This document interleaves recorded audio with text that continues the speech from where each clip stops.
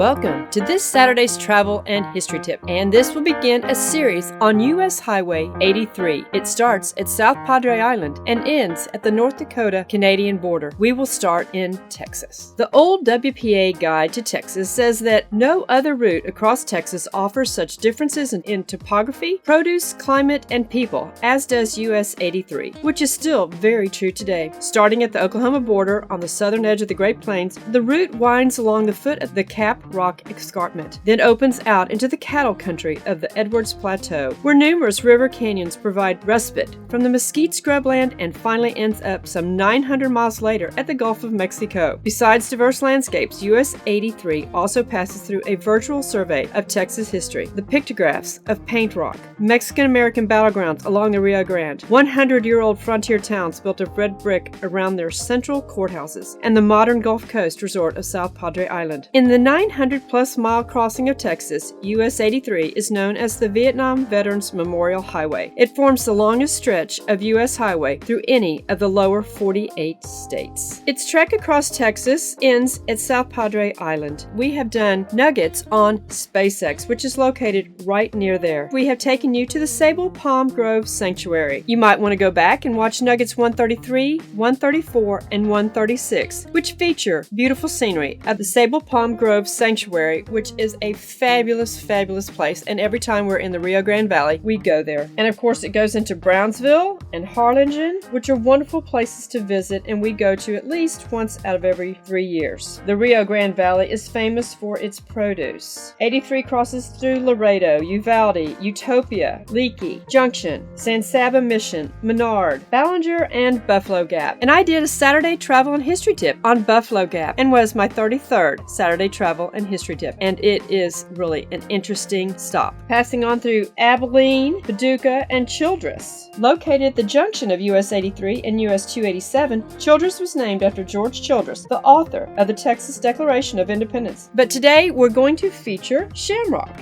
Once a major oil pumping and refining center, Shamrock is now a dusty, rusty, old industrial town off I-40 and a mile south of historic Route 66. I will not be covering the Route 66 part of Shamrock because I have done several Saturday travel and history tips on Route 66, and I encourage you to go back and watch those. They're fun and entertaining, and a great chunk of Americana along the unbeaten path. Shamrock plays off green, Irish, and of course, shamrocks. We pulled over and parked and walked the streets and saw some really interesting things. This old gas station and of course the water tower. But their featured item to see in Shamrock is the reportedly genuine Blarney Stone. The Blarney Stone was imported and erected in 1959 and dedicated, of course, on March 17, 1959 by Zollie Steakley, Secretary of the State of Texas. In the late 50s, Shamrock local leaders were successful in persuading Ireland into shipping a section of the famous stone to our Irish city. Promises were made, and who knows what else, to promote Ireland and the legend of their famous mystical stone in this part of the world. News leaked that there were certain factions in Ireland that were against any part of the stone leaving its homeland. For that reason, our prized piece of the Blarney Stone arrived in Shamrock in 1959, escorted by guards and an armored truck. How exciting. And at this old mobile gas station that opened May 18th, 1929, we saw the quaint old gas pumps, the sign leading to the ladies' restroom. How many of you listening to this actually remember going to one of these old gas station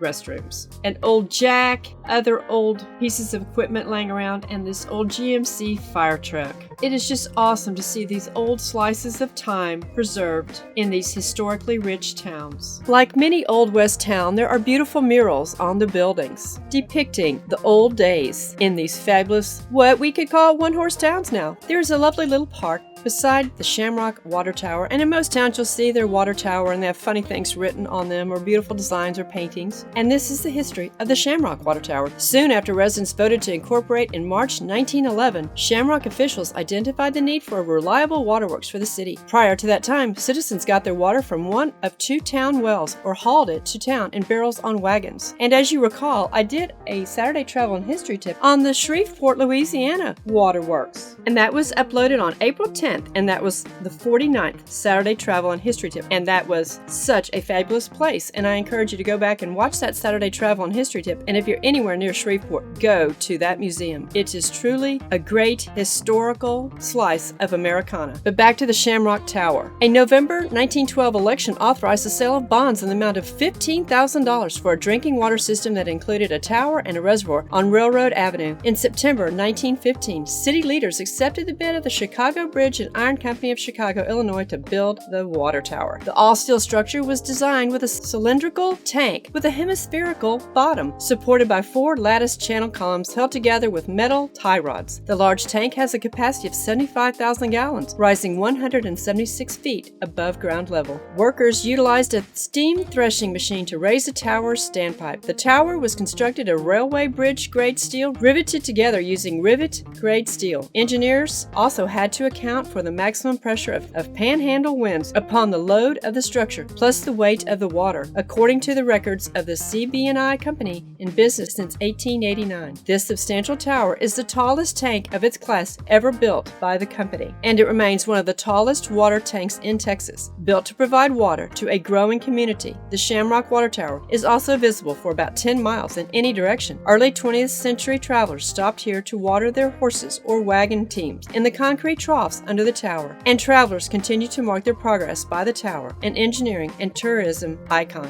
We took pictures of 2 different water troughs.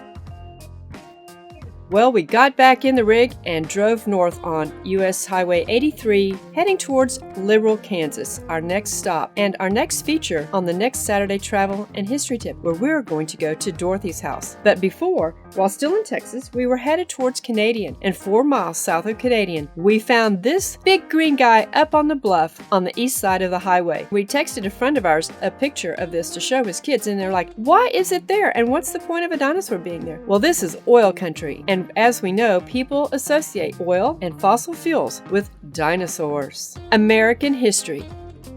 Learn it, love it, appreciate it. Don't let them steal our history.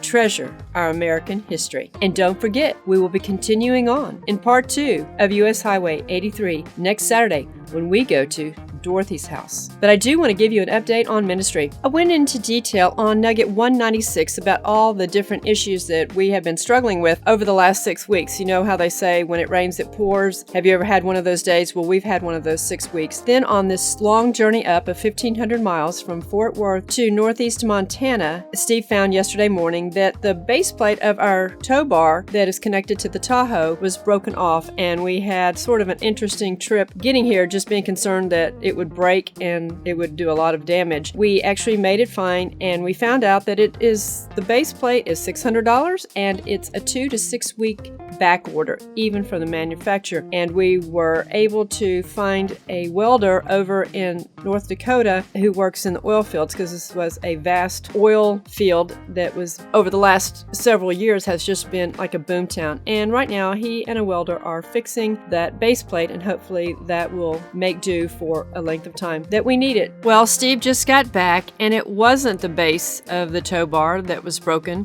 which I'm glad that we didn't buy one or order one. It was actually the frame of the car, and here is a photograph of that. Just wanted to give you another update. This very kind man who is a welder fabricator was able to repair that and the other side, so we should be good to go. We are grateful for his intervention and help with this issue that could have been a true catastrophe. If you can become a monthly sponsor, if you've been thinking about, yeah, I should do that, well, today is a great time to go ahead and do that, and we appreciate that. And we have gotten one new monthly sponsor, and we thank him for joining up. And again, if you can help us financially, we certainly appreciate it and need it at this time. As I had mentioned in that nugget, this year is just as bad as 2020 for our ministry, and we've had some unexpected, tremendous expenses. So if you can help us in any way, we certainly appreciate it, especially prayers.